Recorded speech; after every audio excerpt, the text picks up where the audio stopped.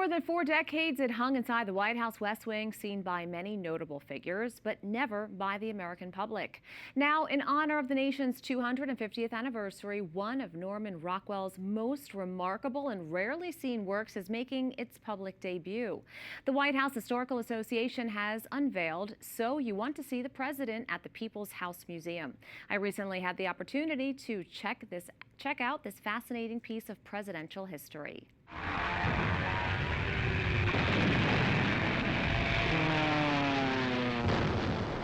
During the height of World War II, American families sacrificed on the home front while U.S. troops fought overseas. I ask you to join with me in prayer. Almighty God, our sons, pride of our nation, this day have set upon a mighty endeavor, a struggle to preserve our republic, our religion, and our civilization, and to set free a suffering humanity. During one of history's darkest chapters, President Franklin Delano Roosevelt's longtime press secretary, Stephen Early, wanted the nation to know that democracy remained accessible. So he commissioned a portrait by Norman Rockwell to show that ordinary citizens continued to walk through the doors of the White House with extraordinary hopes. My fellow Americans, that's when legendary artist Norman Rockwell found himself sitting in the West Wing with a sketchbook in hand, quietly observing real Americans, hoping for an audience with President Roosevelt, and it was that assignment that became this famous illustration.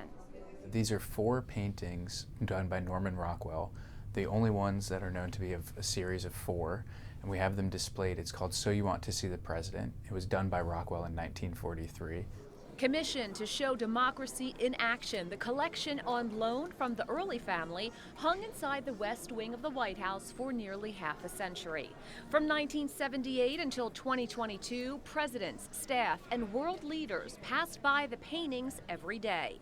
In November 2025, the White House Historical Association acquired the series for $7.25 million with the goal of sharing the artwork publicly in celebration of America's 250th.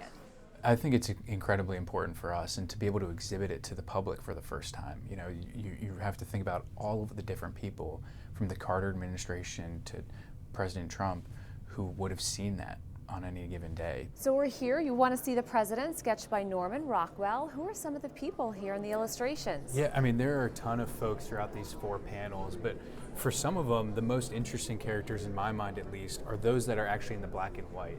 And so right here is Steve Early. You can see him talking with the press, who is the first press secretary for President Roosevelt. And he, you know, is there. You can only imagine what they might be discussing, and kind of painting the scene of the other gentlemen of the press who are there waiting to meet with the president, or the cameramen outside there waiting as well. And then over here, one of my favorite ones to point out is Miss America herself.